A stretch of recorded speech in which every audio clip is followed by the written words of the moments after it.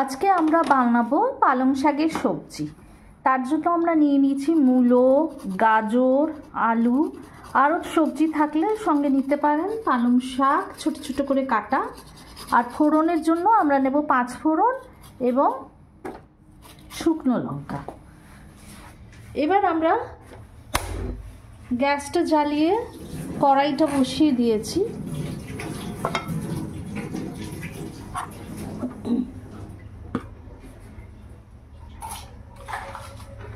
তেলটা গরম হলে এতে দেব 5 ফোড়ন,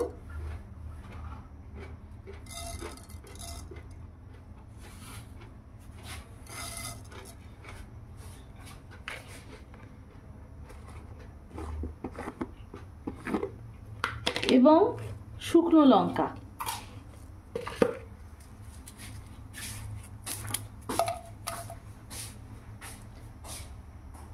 ফোড়নটা ভালো করে পুড়ে গেলে তারপরে আমরা একটা একটা করে সবজি এর মধ্যে দেব।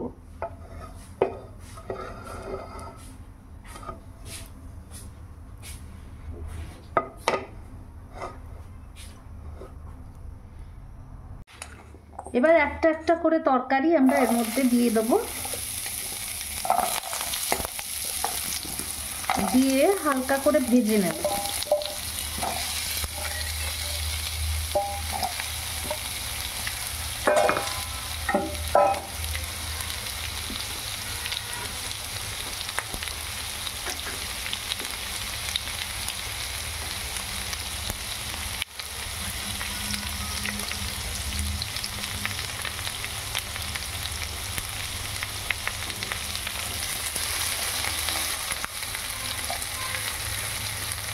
অন্যদিকে আরেকটা ফ্রাইং প্যান আমরা বসিয়ে দিয়েছি। এটা একটু গরম করে আমরা কয়েকটা বড়ি ভেজে নেব, যেটা নাকি আমরা ওই সবজির মধ্যে দেব।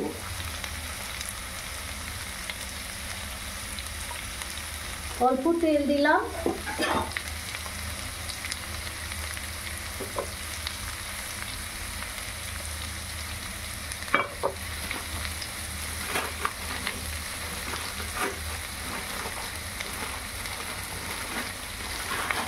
এবার আমরা কিছু বড়ি এর মধ্যে দিয়ে দিলাম।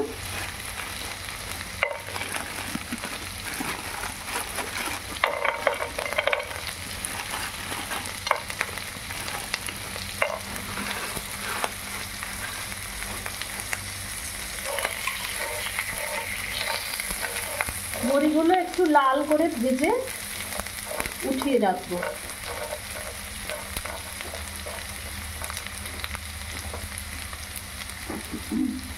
তরকারিটা অন্যদিকে ভাজা হতে থাক।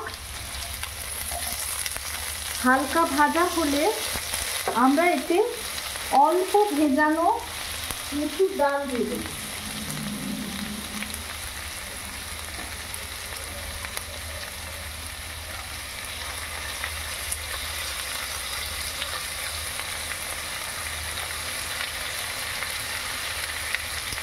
অল্প মসুর ডাল দিলাম,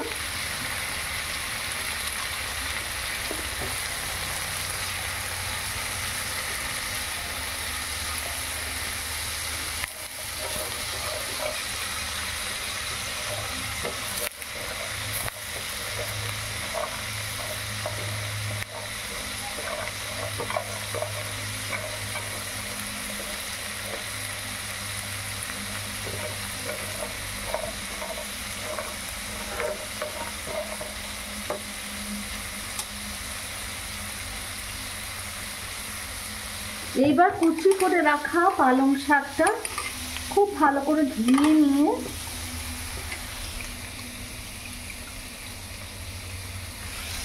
আমরা কড়াইয়ে দিয়ে দিলাম।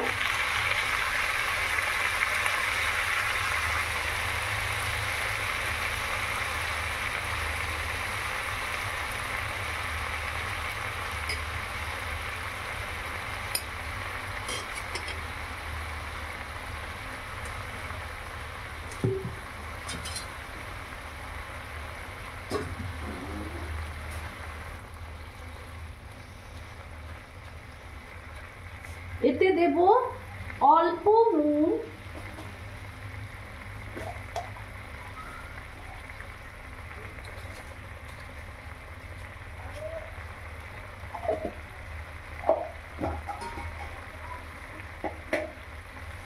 এবং অল্প হলুদ।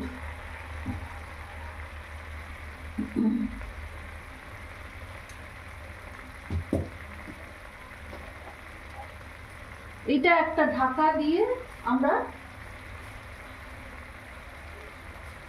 বসিয়ে রাখলাম।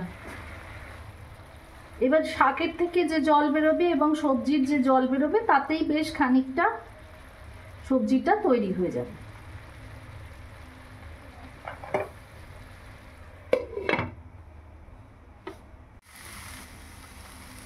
আমাদের তরকারিটা একদম সেদ্ধ হয়ে গেছে, ডালগুলোও সেদ্ধ হয়ে গেছে। এবার আমরা এর মধ্যে বড়িগুলো দিয়ে দিলাম।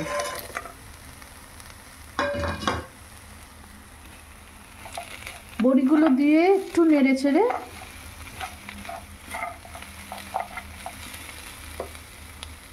অল্প জল দিয়ে বসিয়ে রাখ।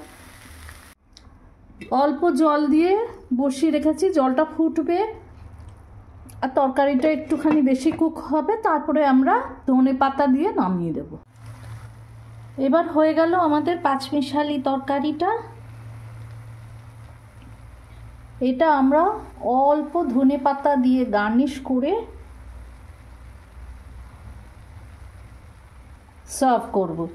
আমাদের পালং শাক উইথ বড়ি অ্যান্ড ডাল একদম তৈরি।